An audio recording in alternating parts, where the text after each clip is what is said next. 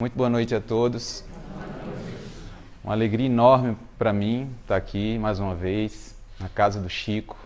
Tem uma cor especial estar aqui por tudo que o Chico representa para o movimento espírita do Brasil, do mundo, né? E essa casa, na pessoa da Célia, que sempre tem o maior carinho com a gente, e eu me sinto honrado e extremamente feliz de estar aqui mais uma vez e falando de um tema que tem tomado uma boa parte do nosso tempo. Eu, como médico, neurologista e psiquiatra, e também como espírita, tenho procurado enxergar aquelas pessoas que procuram a nossa casa de trabalho espírita, no sentido de procurar auxílio para os seus problemas, e temos tentado ao longo desses últimos anos enxergar nas dificuldades dessas pessoas o que é que pode a doutrina espírita, enquanto filosofia libertadora que é, auxiliá-las a encontrar o caminho para a sua libertação. Porque todos nós que trabalhamos na seara espírita, somos simples instrumentos para que a mensagem que não é nossa, a mensagem de Jesus e dos Espíritos, possa chegar de forma menos maculada possível, pelas nossas imperfeições, a esses corações aflitos que procuram diuturnamente as casas espíritas. Então, a medicina, a ciência de uma forma geral, vê os transtornos mentais dentro de uma plataforma biológica. Então, temos alterações bioquímicas, que são muito bem popularizadas, aí todos têm acesso hoje em dia, às deficiências de circuitaria, deficiência da serotonina e etc. e tal, que são repostas através de medicações, por exemplo, antidepressivas, no caso de um transtorno depressivo.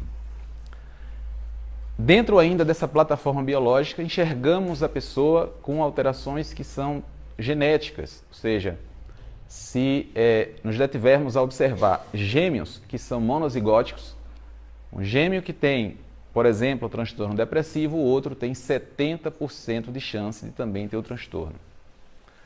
Dentro ainda dessa perspectiva, bastante materialista, a realidade da nossa ciência ainda é materialista, vamos ver as condições sociais e ambientais influenciando no desenvolvimento da criatura. Então, é uma pessoa que tem uma circuitaria cerebral, que tem uma questão genética e tem uma influência da sua criação no seu desenvolvimento do ambiente em que viveu. E tem a sua própria personalidade. Porque, por mais que a maioria, ou uma parte pelo menos, das pessoas que fazem ciência, compreenda que o nosso pensamento, a nossa estrutura mental é resultante da atividade dos disparos neuronais, como justificar a individualidade de cada um de nós? Então, você nasce numa família, tem 3, 4 irmãos, que são criados de forma parecida, pelo menos, tendo as mesmas circunstâncias, as mesmas possibilidades, e uma pessoa se desenvolve de uma maneira completamente diversa de outra, tendo a mesma estruturação biológica e parecida do ponto de vista da sua criação. Então, não cabe no nosso modelo materialista a justificativa para todas essas ocorrências. Então, o Espiritismo, ele surge como uma grande teoria do tudo.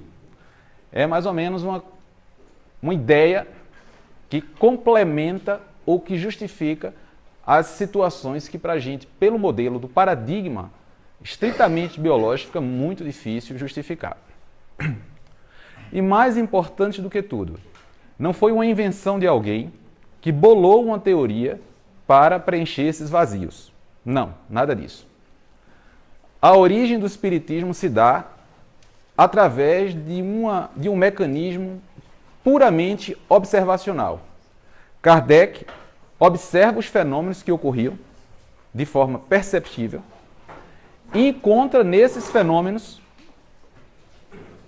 através da pesquisa desses fenômenos, ele encontra toda uma filosofia por trás daquelas comunicações que existiam naquela época, na França, na Europa e nos Estados Unidos, de maneira muito difusa. Então, as mesas girantes, que boa parte de vocês já ouviu falar, elas aconteciam de forma generalizada.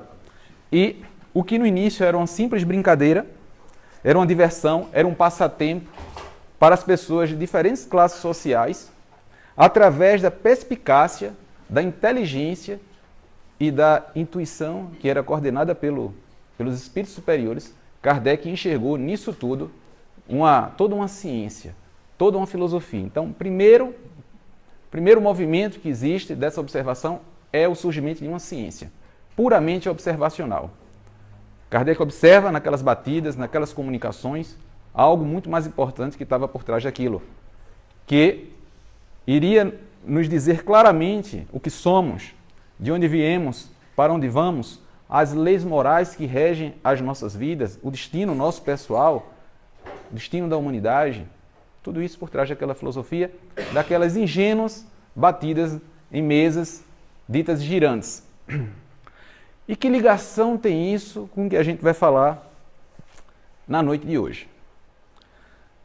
Se nos concentrarmos na ideia de que somos algo além da estrutura material, somos algo que está utilizando a estrutura material temporariamente, ou seja, somos algo que utiliza a maquinaria cerebral para funcionar, compreenderemos que muitas das aflições, das perturbações, dos conflitos de que somos portadores vão muito além de meros desequilíbrios da bioquímica e da circuitaria cerebral e vão muito além dos problemas que ocorreram conosco ao longo da nossa vida. Recebemos semanalmente pessoas aflitas, por exemplo, com conflitos intensos que acreditam a determinada situação que passaram em suas vidas, seja ela de ordem traumática leve, moderada ou grave, com dificuldade de compreender que ela mesma é artífice da sua própria vida. Então, uma das coisas que acontece de forma muito comum é a pessoa acreditar sua infelicidade ao outro. Então, eu sou infeliz porque eu tenho um marido que é um desgraçado. Marido é muito frequente. O marido geralmente é culpado por muita coisa ruim. O inverso, a quantidade é menor. Mas o marido, esse daí, sofre. Eu sei que tem uma boa parte que tem lá as suas razões, mas isso é uma coisa frequente. Então, quando compreendermos que está nas nossas mãos a capacidade de sermos felizes, vamos sair da posição de vitimização, a eterna vítima. Vai para o centro, assiste a reunião, toma passe, leva aquela garrafa de 2 litros de água fluidificada, adoece o passista, chega em casa, liga, passa 2 horas para... E quando acaba tudo, aí você dá a explicação toda, a pessoa volta para o mesmo ponto. Mas por que logo eu? Por que isso vai acontecer comigo? Porque o que eu fiz para merecer isso? Então, se posiciona numa situação de vítima e não compreende que, vivendo na lei de causa e efeito, de ação e reação, o que nós somos hoje, invariavelmente, vai ser produto de uma construção que aconteceu ao longo de diversas existências. Estamos na melhor encarnação da gente, estamos no melhor período, com as melhores possibilidades e, embora devamos utilizar os recursos que a ciência nos fornece para a nossa melhor qualidade de vida, ou seja, se temos um problema de saúde, um problema médico, se temos uma depressão, temos que tratar mesmo com um psiquiatra tomando remédio. E qual o problema? Não há problema nisso. E se tiver de fazer de forma complementar uma terapia, que façamos também, isso é importantíssimo. A doutrina espírita não vem para substituir os recursos do paradigma material, de forma alguma. Tanto é que no centro onde trabalhamos, só aceitamos fazer o tratamento espiritual daquelas pessoas que têm o devido acompanhamento médico, que nós não temos como nos responsabilizar por todos. Então, a pessoa já vem com todo o acompanhamento, olha, continua fazendo o acompanhamento e aqui vai ser uma coisa complementar. Isso aí tem que ser bem colocado. Porque há pessoas que desejam, por exemplo, chegar na porta do centro e quebrar os óculos. e achar que ela vai fazer alguma sessão mágica e vai ali recuperar a sua estrutura física. Lembrando que tudo que temos no nosso corpo físico é a consequência de uma construção perispirítica e espiritual. O nosso modelo, que é perispiritual, que formata as nossas características físicas, seja elas saudáveis ou não, porque a nossa estruturação ela vem dessa forma, de cima, espírito para matéria. Então, reconhecendo que nós somos espíritos imortais, que precedemos essa existência física, compreendemos que é possível, sim, criaturas que vivem no plano espiritual influenciar o nosso pensamento. E isso está bem descrito em toda a obra da codificação kardeciana. No Livro dos Espíritos tem um capítulo 9, da terceira parte, que trata da influência dos espíritos no mundo físico. Começa com a questão 456 e aí tem várias questões que são muito conhecidas, né? Os espíritos influenciam nossos pensamentos, influenciam de tal maneira que de ordem são eles que nos dirigem. Então, a obsessão espiritual, que é a influência de um determinado espírito sobre o nosso pensamento, provoca sintoma que mimetiza um transtorno psiquiátrico. E aí vem geralmente o grande nó cego, porque se uma influência espiritual é capaz de promover sintomas parecidos com transtorno mental, como fazemos para distinguir uma coisa de outra? Quando eu vou saber se o problema é de ordem psicológica, se é um transtorno mental ou se é uma obsessão espiritual? Então vamos lá. Vivemos numa sociedade extremamente exigente, onde as pressões são máximas, principalmente nos grandes centros.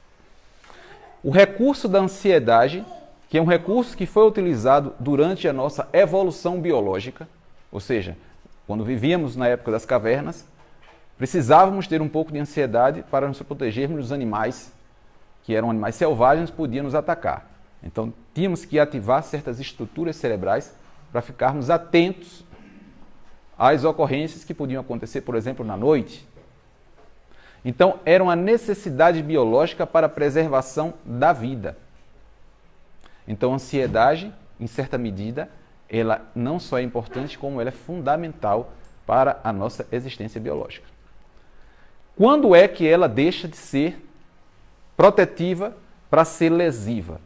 Por exemplo, quando nós vamos atravessar uma rua, temos que ficar atentos, temos que ativar determinadas áreas cerebrais para que a gente possa atravessar a rua com segurança. Olha para um lado, olha para o outro.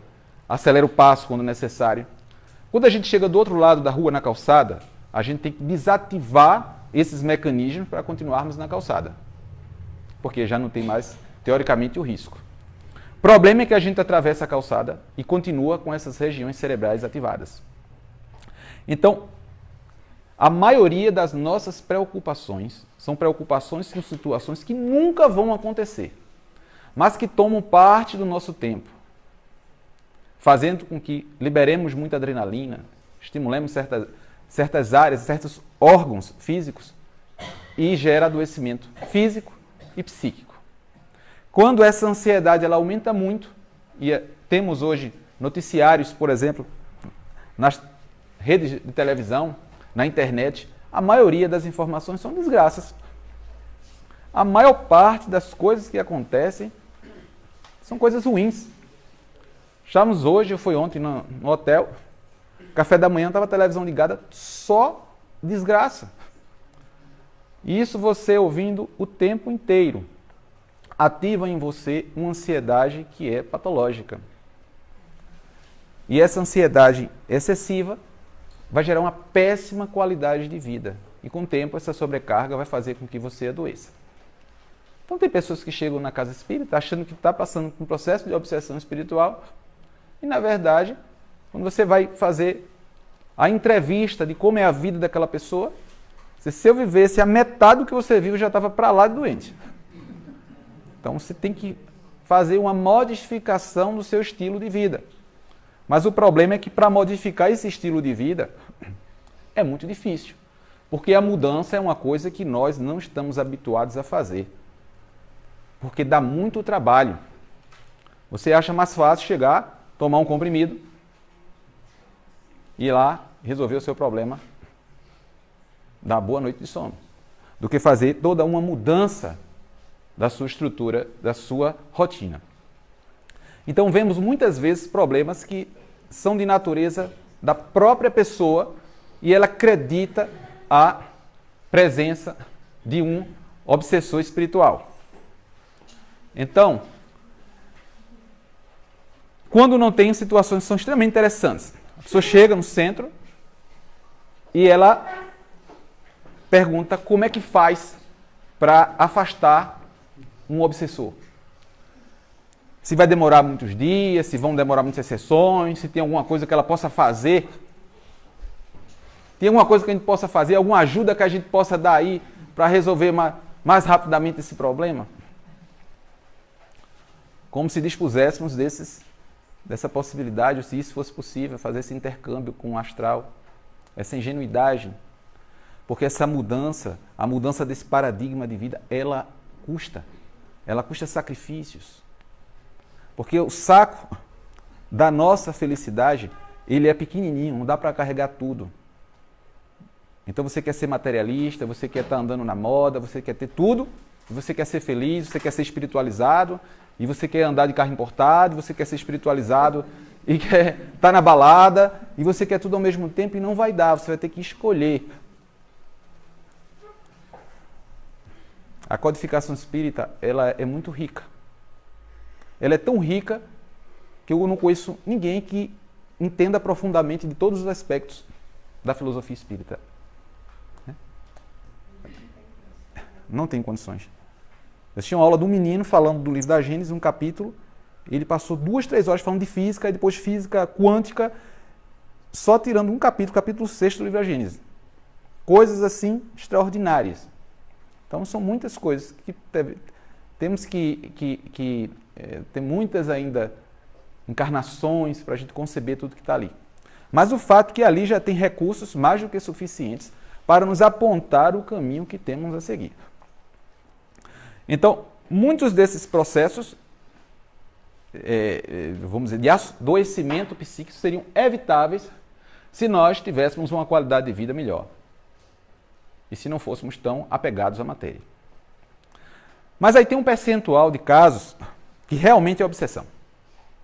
Realmente chega, passa por toda a avaliação nossa lá no nosso serviço. E serviço que a gente tem focado mesmo no aspecto da obsessão, da desobsessão, por uma questão de vocação do centro. Foi chegando muita gente da área de saúde mental, muitos psicólogos, tem todo o nosso trabalho, então a coisa foi acontecendo nesse sentido, provavelmente pela própria espiritualidade, que vendo aqueles recursos, disse o caminho é esse. Então tem aquele grupo de pessoas que passa por todo o filtro e realmente identificamos como obsessão espiritual. Por que é que a obsessão espiritual acontece? Acontece ainda porque seguramente não aprendemos a amar ainda. Mediunidade, obsessão, tudo isso é sintonia. Se baixamos a nossa vibração mental, atraímos para o nosso campo essas criaturas. Na pergunta 465 do Livro dos Espíritos, Kardec pergunta o seguinte: qual é o objetivo que existe de um espírito obsessor fazer o mal? O que é que ele ganha com isso? A resposta são 2 subidos, A e B. Na A ele diz o seguinte: o que ele ganha com isso é porque ele está infeliz. E ele se compraz em ver você também infeliz. Eu fiquei meditando naquela resposta. Como pode um espírito se comprazer? Ele está infeliz, se comprazer e dar infelicidade do outro. E fiquei lembrando de nós mesmos. A gente vai fazer uma prova. Passou o final de semana ali enrolando. Chega na segunda-feira na prova e não estudou quase nada. Deu aquela passada por cima. Diz: meu Deus, como é que eu vou fazer essa prova? Sendo que você chega lá, tem 2 companheiros que estudaram menos que você. Aí você fica naquela felicidade. Pelo menos tem gente pior do que eu.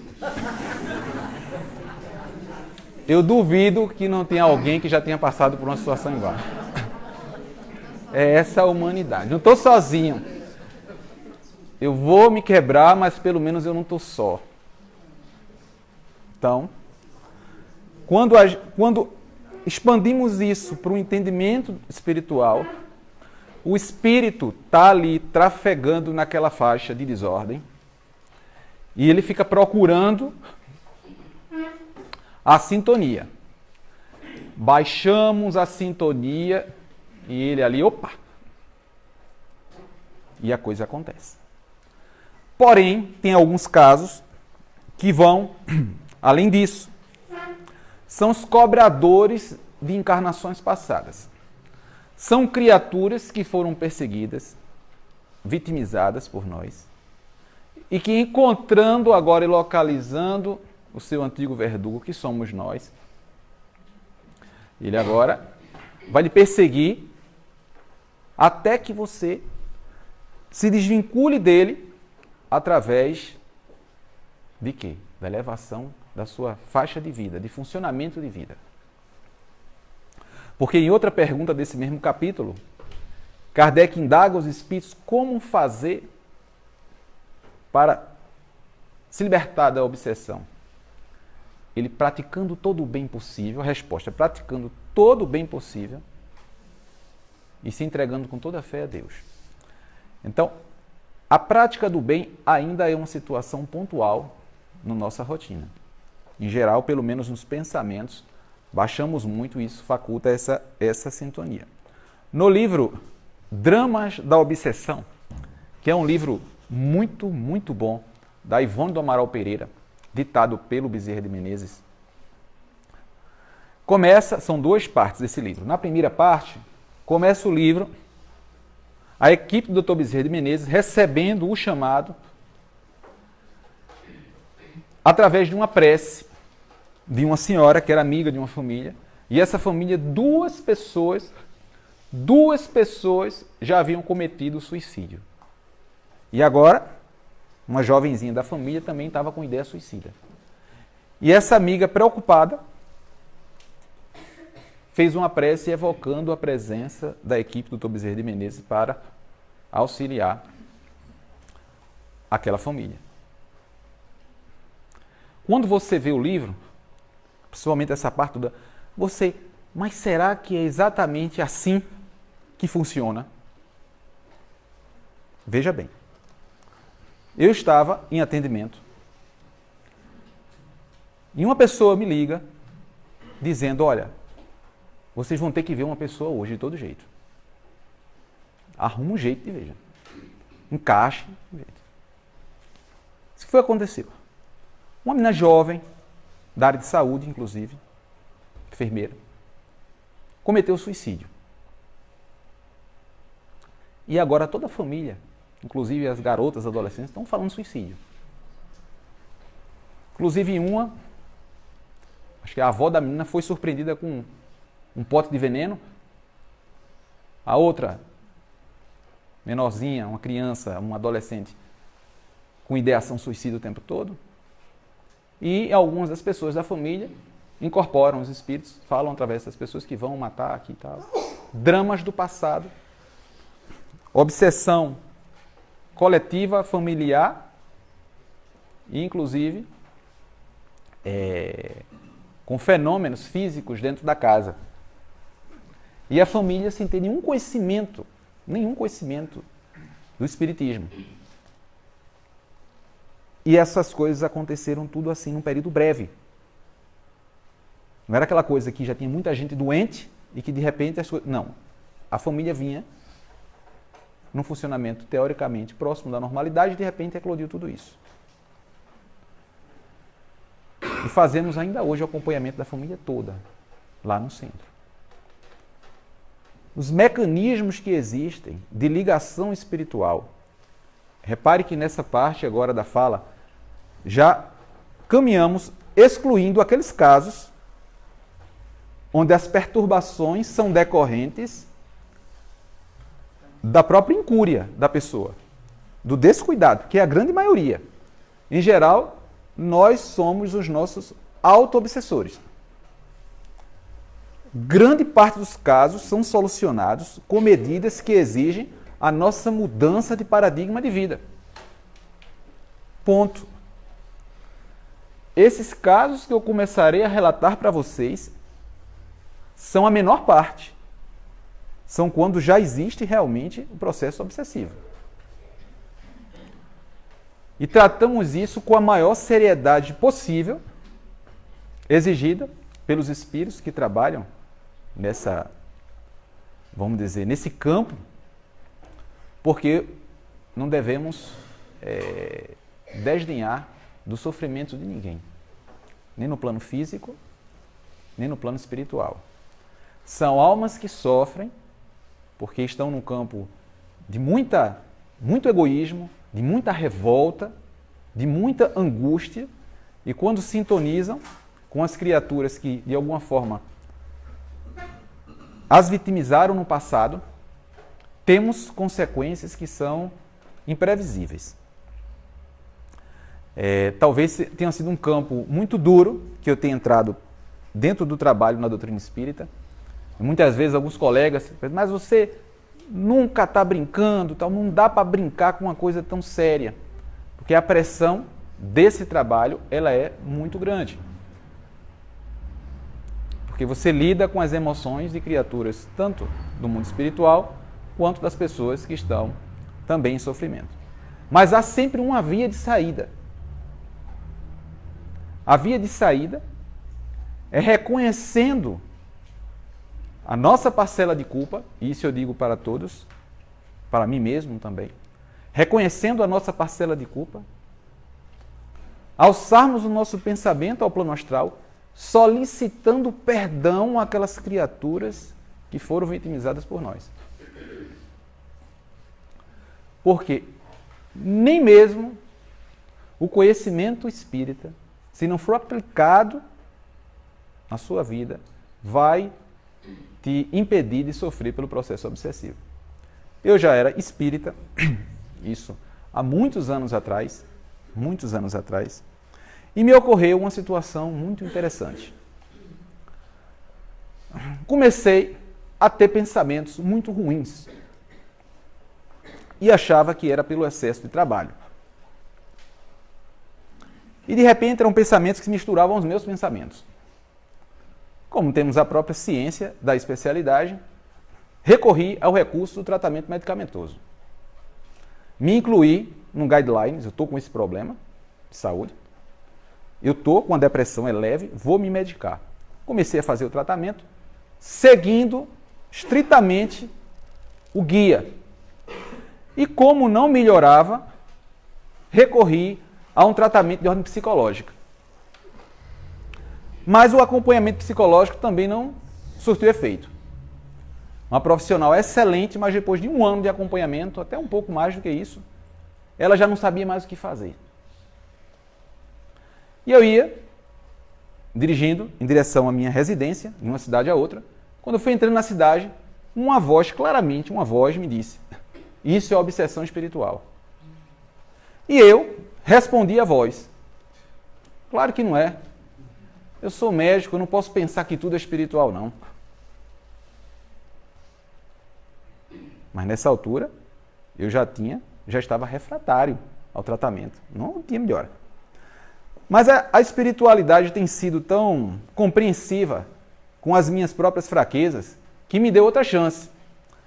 2 dias se passaram, eu estava saindo de um prédio na cidade, vinha passando uma pessoa que eu raramente via. Ele olhou para mim e fez menção de que ia falar comigo. Aí eu olhei, achei estranho, disse, vem cá, você quer falar comigo? Ele, não, você tem certeza?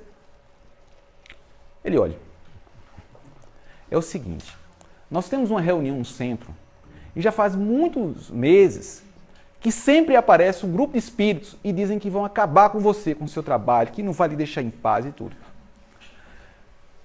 Aí eu fiquei meio assim, olhando para ele e disse, e o pior é o seguinte, que tem um pessoal do outro centro, não sei de onde, de longe, que me liga, entra em contato, diz a mesma coisa acontece lá. Aí eu disse, rapaz, então aquela voz estava certa. Eu cheguei em casa, me sentei, sozinho no quarto, fiz uma prece, porque aquela que a gente faz no dia a dia, já às vezes, né? Você está cansado, se deita, faz aquela prece, né? Mas nesse dia eu fiz uma prece. Nesse dia eu fiz uma prece que vinha do coração. Não tinha nenhum aspecto cognitivo, não, era do coração. E nessa prece, eu me lembro até as palavras. Eu pedia perdão, disse, meu irmão, eu te peço profundamente da minha alma um perdão. Porque eu tenho certeza que eu te fiz um mal muito grande. Porque é impossível alguém fazer o que você está fazendo comigo se não fosse por um motivo muito grave. Mas eu tinha a certeza de que realmente eu tinha feito algo grave e que eu estava disposto a me recuperar. E o primeiro passo era solicitando esse perdão. Olha, quando acabou a prece,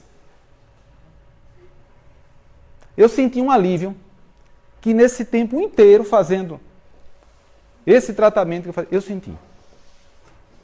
Era como se algo tivesse sido arrancado de dentro de mim. Foi uma verdadeira experiência. Uma experiência que, se eu descrevesse a experiência toda, é uma experiência mística, no sentido da palavra, né? Então, a mudança da intencionalidade é o primeiro passo. E segundo, das ações. Para você se desvincular das energias que se ligam a você. Porque o pensamento da gente, ondas eletromagnéticas, se encontram com outras ondas na mesma faixa sintônica. E para nos libertarmos dessas conexões, temos que fazer a mudança do nosso paradigma de vida. Não dá para querer ter paz desejando o mal, invejando alguém. Rapaz, fulaninho trocou de carro de novo, não sei o que ele faz não. Eu trabalho tanto e quando acabo de pagar as prestações, o carro quebra, eu tenho que consertar, não dá para nada. Fulaninho troca de carro todo ano. Trabalha no mesmo ramo que eu. O que o fulaninho faz que eu não faço? O que é que ele tem que eu não tenho? Aí você deseja inveja aquela pessoa. Não sabe que fulaninho está devendo até a alma, está assim até o pescoço. Não come nem pizza no final de semana porque tem que ficar em casa porque está lá para aparecer com o carro, porque a sociedade acha que ele vai ser melhor se ele ter... Enfim, vocês já sabem todos. Carne cortada, sofá rasgado. Isso, mais ou menos isso. Tem um carro lá, mas não pode sair porque eu não tenho dinheiro para botar gasolina. Mas tem que estar lá, pelo menos, parecendo que está na crista da onda. Até adoecendo às vezes. Trabalhando mais do que devem, deixando de viver a vida, deixando de apreciar as coisas da vida, da natureza, porque se rende às exigências sociais de um capitalismo adoecedor e que nos incute uma filosofia de vida que é falaciosa, digamos assim. Mas isso é outra coisa. Mas que termina de alguma forma influenciando nisso, porque a pressão é tão intensa que muitas vezes a criatura adoece e nesse adoecimento também se conecta a essas criaturas que esperam uma oportunidade para influenciar para o mal. Até agora está dando para acompanhar toda essa história, né? Mas aí, só para vocês saberem que esse tema, obsessão espiritual, e que se relaciona também à saúde mental, ele é um tema extremamente complexo. Porque quando aconteceu isso comigo, eu fiquei... A minha frase de preferência que é orai e vigiai, orai e vigiai, orai e vigiai. E eu ficava naquela. Aí intensifiquei o estudo, comecei a... Onde tivesse na codificação, nas obras complementares, nas obras de André Luiz, Filomeno de Miranda e todos esses autores, onde tivesse algo falando de obsessão espiritual, eu estava dentro. Preparamos seminários sobre isso, fazendo síntese de 40, 50 obras, enxugando e trazendo para principalmente trabalhadores de casas espíritas que lidam com essas situações, auxiliando-os a distinguir quando era um problema que deveria ser encaminhado ao profissional da psiquiatria, que deveria ser direcionado para o profissional da psicologia, ou quando deveria ser investido realmente no tratamento espiritual. Fizemos tudo isso. Mas 2 anos depois, esse que aquele pensamento danado começa de novo. E eu já meio experiente, disse, rapaz, será que é? Não é? Aí ia. E voltava. Disse, rapaz, vai hoje para o centro não. Eu vou. Mas é aquela coisa e... aquela sintonia estranha. E eu me recordo que eu tinha uma agenda de compromissos no campo espírita e no campo profissional para cumprir. Fui para um congresso importante da minha área e lá disse, rapaz, eu não devia ter vindo não, não devia ter saído de casa não. Não sei por quê. Não deveria ter saído de casa. E fiquei aquela coisa estranha. Não sabia o que era. Avaliando o pensamento, agora você imagina isso, alguém que é especialista no assunto, tentando identificar as coisas. Que agonia, viu? Aí eu olhava assim e fazia o checklist. Não pode. Não pode. O raciocínio está todo tranquilo, isso aqui... E não conseguia ver. Primeiro dia lá, cheguei no hotel, não dormi. Mas esse é o dia eu lá, acordado. Aí fui trabalhar o dia inteiro. Segundo dia, nada. No terceiro, o que é isso? O que está acontecendo? Aí à noite, eu recebi a intuição de fazer uma prece. Aí durante a prece, abre o Evangelho, faça a leitura em voz alta do Evangelho. Faça uma leitura do Evangelho em voz alta, e etc e tal. Consegui dormir. Dormi. E no outro dia, viajei para Uberaba, onde tinha agenda de compromisso. Agora na parte espírita. Chegando lá, a situação continuou. Tem alguma coisa estranha aqui. Aí, antes de todos os trabalhos iniciarem, um amigo que é presidente de uma casa espírita muito boa mesmo, que presta um trabalho enorme para a comunidade, tanto de Uberaba quanto das outras cidades ali, da proximidade. Se rapaz, eu estou sentindo algo estranho aqui. Vamos ali. Me deitou na maca e olha, a pior desgraça que tem é um médico paciente. Porque o médico, ele em geral, ele é orgulhoso. Então ele não quer estar do outro lado. Né? Ele precisa estar sofrendo para ele ir para o outro lado. Admitir a sua dimensão humana, admitir que a sua biologia e a sua espiritualidade é tão frágil quanto de qualquer outra pessoa é meio difícil. Muito difícil. Chegando lá, e outra. Você pode chegar para um espírita, acho que a maioria aqui pelo menos é espírita, né? Dizer que ele matou alguém numa vida anterior, que ele decapitou alguém numa vida anterior, que foi qualquer coisa ruim, que ele vai estar tranquilo. Agora, se você chegar para ele dizer que ele está obsediado, rapaz, você vai arrumar um inimigo. Você arruma um inimigo. Hein, Célia? Você chegar para alguém, rapaz, você não acha que você pode estar passando por um processo de obsessão espiritual? Ele vai ficar uma fera. Por quê? Por que fica uma fera? Adivinhe por quê? Por conta de uma coisa, o que é? Orgulho. É o orgulho que atravanca o processo de evolução e é pelo orgulho que as pessoas sofrem. Você imagina, chega para a pessoa, está sofrendo tanto por quê assim? Com essa dor no peito, que não cabe no teu peito. Mas eu tenho um irmão que eu gosto tanto dele, mas ele fez uma coisa comigo. Eu não consigo perdoar, não. Não consigo perdoar. Mas olha, se você perdoar, você vai ser feliz. Você vai se libertar, você vai ser outro. Isso, nada que você está sentindo aí, você vai sentir mais. Não dá. Não dá. Então você prefere viver sofrendo, com aquela dor insuportável, do que chegar para o outro e perdoar, por exemplo. Ou você comete uma falha com alguém, você erra com alguém, e você, ao invés de chegar e dizer, olha, pisei na bola, me perdoe, eu errei. Você prefere fazer de conta que não fez nada.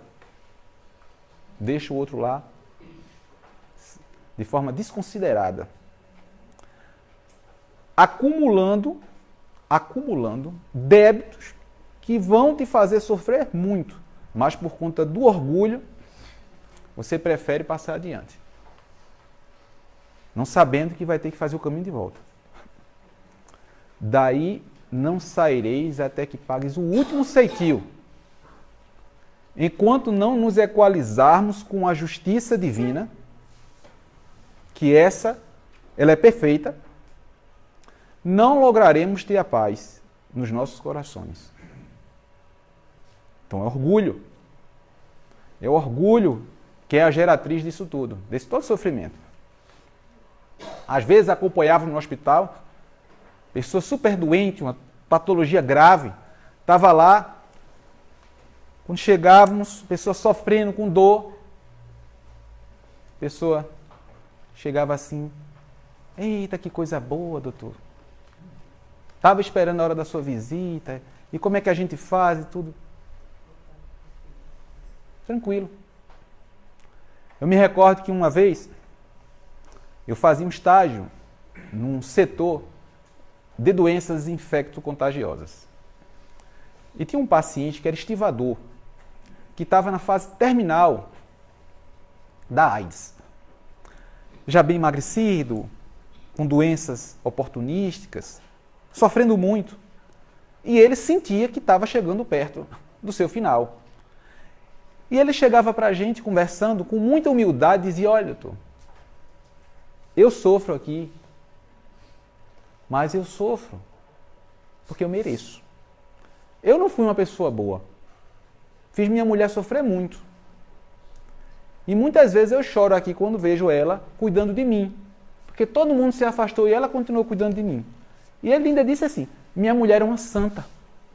É uma santa e eu nunca enxerguei isso. Veja, pessoa doente, sofrendo com dor, uma pessoa simples e teve todo esse insight de perceber que aquela situação era para ele compreender tudo o que havia passado e que ele jamais alcançaria isso se não fosse através da dor.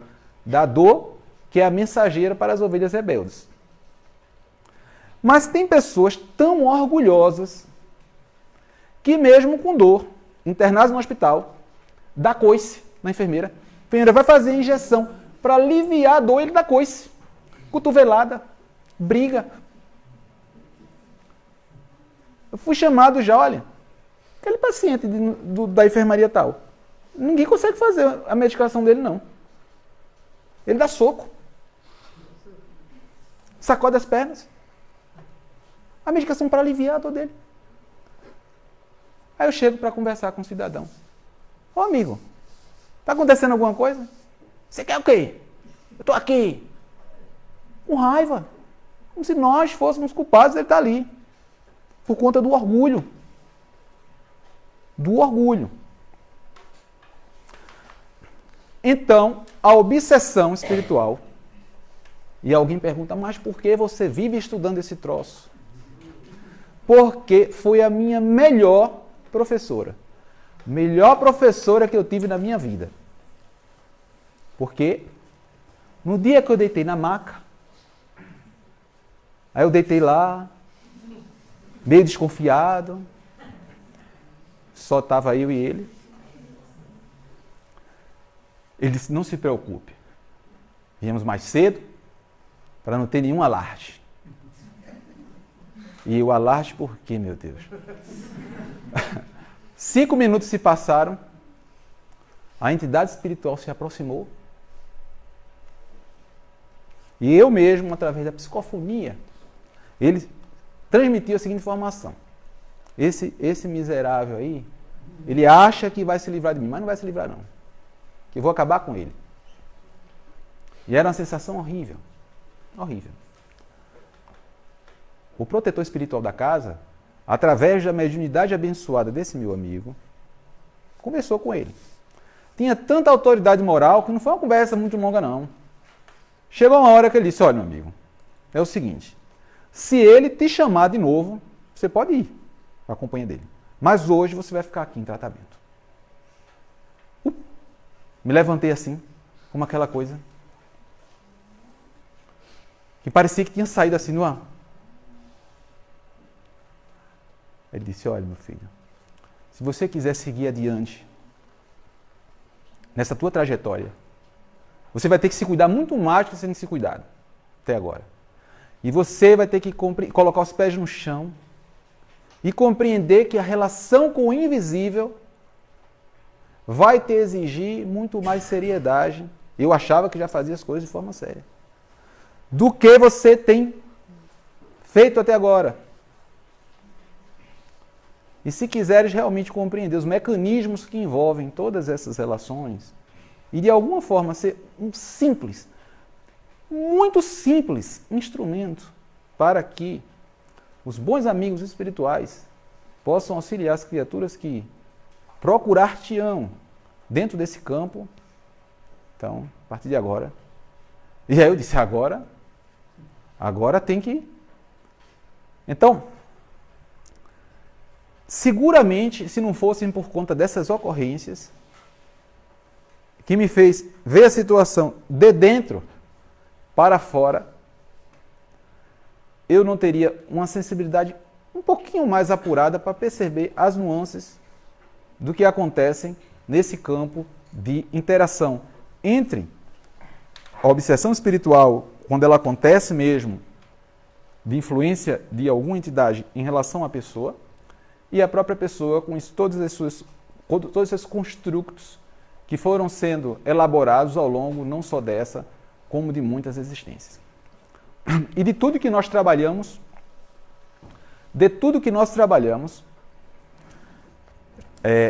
a conclusão que eu tenho hoje, porque nós vamos evoluindo, nós vamos mudando, nós vamos apurando a nossa percepção, nós vamos modificando até os nossos conceitos. E se aqui tem um conceito finalizado hoje, eu não vou mais evoluir, não vou crescer, então a gente vai mudando. Mas hoje o que eu teria é o seguinte: a capacidade, o dom de ser feliz está dentro de cada um de nós. Não é à toa que Jesus diz, vós sois deuses, que brilhe a vossa luz. Não é à toa que ele disse isso. A capacidade de mudança e de uma sintonia melhor, a capacidade de superação, tanto de processos obsessivos quanto de dificuldades de ordem emocional, de conflitos, está dentro de nós. O desejo tem que existir e a porta tem que se abrir de dentro para fora. Por mais que procuremos e que encontremos muitas vezes a assistência em irmãos caridosos de ideal espírita ou de qualquer outra religião, porque todas levam a Deus, todas que transcendem essa vida material para algo mais, são importantes na vida da gente, mas fundamentalmente tem que exigir esse passo que não podemos delegar a quem quer que seja. Jesus disse, quem quiser vir após mim, tome a sua cruz, renegue-se a si mesmo e venha. Ele não disse que ia carregar a nossa cruz, mas ele estaria ao nosso lado na caminhada.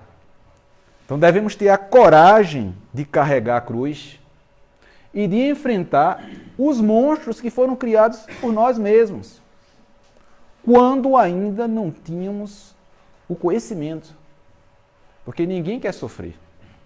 Todo mundo está na vida quer ser feliz. Eu duvido que tenha uma pessoa, meu sonho era sofrer, eu queria tanto ser um sofredor. Não tem isso. Não vai existir em lugar nenhum uma pessoa com esse pensamento. Todo mundo quer ser feliz. Todo mundo quer ir para o céu. Agora ninguém quer morrer, né? Então, que morrer é esse? É morrer para alguns hábitos, morrer para alguns antigos hábitos, antigas formas de pensamento que cultivamos e nos prejudicam os outros. Então, a mensagem seria, para curar tudo, resolver tudo, o amor Porque o amor é irresistível. O amor é irresistível. Ninguém resiste ao amor. Nem um perseguidor espiritual, quanto mais, ele vai resistir se gravitarmos na esfera do amor. Porque ele vai ser contagiado por aquilo, pelo pensamento e pela ação. E ele vai encontrar em cada um de nós uma página virada daquele livro sombrio e nefasto que escrevemos no passado. E ele vai encontrar ali. E eu me lembro de uma coisa interessante, para finalizar, sério. Tinha uma moça que ia para o centro quase escondida do marido. Ela dizia mais ou menos e ele ficava também aquela confusão. E um dia ele resolveu ir. Eu vou ver o que é que tem nesse negócio. E a cena chega a ser engraçada. Quando ele vai chegando no centro, ele achava que o centro era um local de balada. Que todo mundo está se divertindo, aquela coisa toda. Sendo que ele inventa de ir para o centro no dia que tem assistência, o pessoal humilde, para pegar cesta, gente... Olha, uma loucura. A marcação para as consultas, aquele negócio movendo. Gente chegando na cadeira de roda, o outro chegando na maca, o outro empurrando, aquele negócio todo. Quando ele chega, uma pessoa que ia chegando achava que ele era um trabalhador. Disse, meu filho, vai ajudando aí a moça na cadeira de roda. E daqui a pouco ele estava lá buscando o povo, empurrando, entendeu? Ajudando lá. Depois de uns 15 dias ele disse, então é para isso que você vem? Ah, tá certo. Ele achava que era outra coisa, entendeu? Então, e ele disse, rapaz, tem que ajudar mais as pessoas, não pode ficar todo mundo olhando não, tem que ajudar. Então, veja, trabalho no bem vai contagiar. Trabalho no bem vai contagiar sim. A gente tem que ser ativo e ser muito proativo no trabalho para o bem. Pouquinho que a gente fizer já influencia ao nosso redor. Se conseguirmos isso, já é muita coisa. Com muita humildade, simplicidade, acreditando tudo que possa ocorrer, sempre a espiritualidade, porque é essa que é responsável por tudo de bom que acontece dentro da nossa micro e macro ambiência espírita. Desejo a todos vocês muita paz, muita luz, um regresso tranquilo aí para os seus lares, suas cidades. Agradecendo muito, mais uma vez, a minha amiga Célia pela oportunidade de estar aqui e desejando também ela que continue nesse trabalho firme aí à frente do Luiz Gonzaga.